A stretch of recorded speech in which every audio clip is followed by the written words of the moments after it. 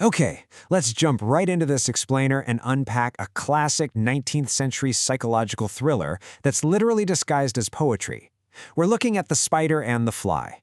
Now, on the surface, sure, it reads like a simple children's rhyme. But when we actually break down the text, what we find is an absolute masterclass in manipulation, persuasion, and the glaring vulnerabilities of the human ego. It's an incredibly structured narrative that shows us exactly how predators operate. "Will you walk into my parlor?" said the spider to the fly. This famous opening line completely sets the stage for a masterful manipulation that is still highly relevant today. It's a line that's echoed through literature and pop culture for generations. But notice how it starts? With a really polite, almost gentle question. There's no immediate threat, no aggression, just a simple, casual invitation to step inside. So, how exactly does a simple invitation morph into a deadly trap? Well, we're going to break down the anatomy of this trap and see exactly how the fatal flaw is exposed. By analyzing the precise words and tactics used in this poem, we'll watch a master manipulator systematically test the boundaries of his target until he finds the exact weakness he needs to exploit. But first, it's absolutely incredible to note the prolific mind behind this work. The English poet Mary Botham Howitt, born in Coleford, co-authored over 180 books alongside her husband, William. Just think about the sheer volume of that output for a second. This wasn't someone just casually throwing rhymes together. This was a dedicated, professional writer who deeply understood narrative structure and human psychology. And as our source notes, Howitt began writing verses at a very early age. That lifelong mastery of language is exactly what makes his cautionary tales so timeless and, honestly, so gripping. She knows exactly how to use rhythm, repetition, and vocabulary to build suspense and drive home a powerful message. It's this precise linguistic skill that brings The Spider and the Fly so vividly to life on the page. Now notice how the spider employs this brilliant three-pronged escalation strategy. He doesn't just try one single tactic and give up. No, he systematically tests different fundamental desires. First, he appeals to curiosity with his parlor. When that fails, he offers rest. And when that fails, he offers food. He's actively probing her defenses, just searching for a way in. Let's look at that very first attempt. He targets her curiosity with his parlor, framing the trap not as a danger, but as this exclusive, highly entertaining social visit. He describes it as the prettiest little parlor that ever you did spy and promises many curious things to show her. But the journey up there requires taking a winding stair.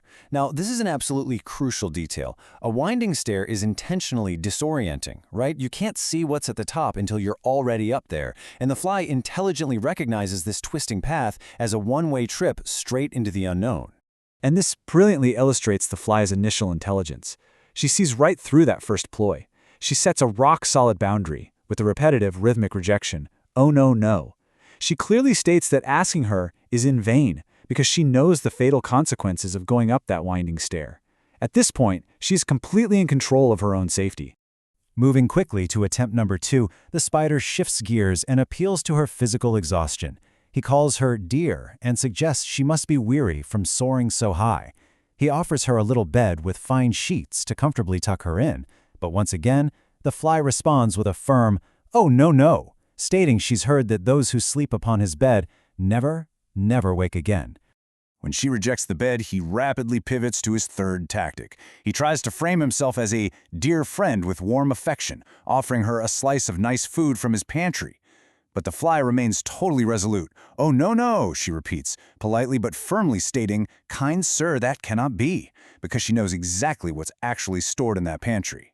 So at this point, we're basically watching a standoff. We have the cunning persistence of the predator matched against the shifting yet initially solid resolve of the prey.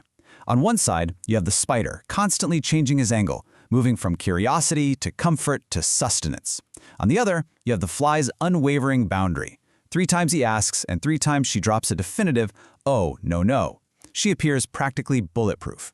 Having failed 3 times, the spider realizes that appealing to her basic physical needs just isn't going to work.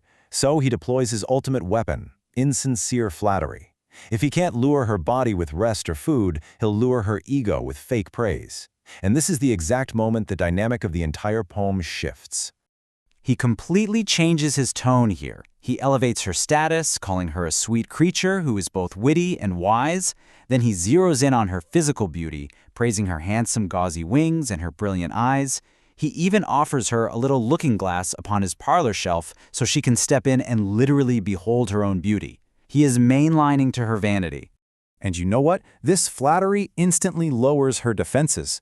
Gone is that repetitive, firm, "Oh, no, no." Instead, her boundary completely dissolves into politeness. She says, "I thank you, gentle sir, for what you're pleased to say." She actually thanks her predator. And worse, she bids him good morning and promises, "I'll call another day." That firm refusal has suddenly become a deadly promise to return. Knowing she's going to come back, the spider doesn't even bother chasing her. He confidently turns around, retreats to his den, and gets to work. He weaves a subtle, delicate web in a sly little corner. It's a trap that's barely visible, perfectly designed to catch someone who isn't watching where they're going. He sets his table, entirely assured that he's about to dine on the fly. With the trap set, he comes back to his door and sings a merry song to draw her right back in. And just listen to the escalation of the flattery here. He calls out to the pretty fly with the pearl and silver wing, praising her green and purple robes and the crest upon her head. He compares her eyes to bright diamonds, while brilliantly using self-deprecation to make himself seem completely harmless, calling his own eyes dull as lead. And it works flawlessly. The text tells us the poor, foolish fly returns, hearing his wily, flattering words, and comes slowly flitting by. But look at what's happening inside her mind. She is completely blinded by her own vanity.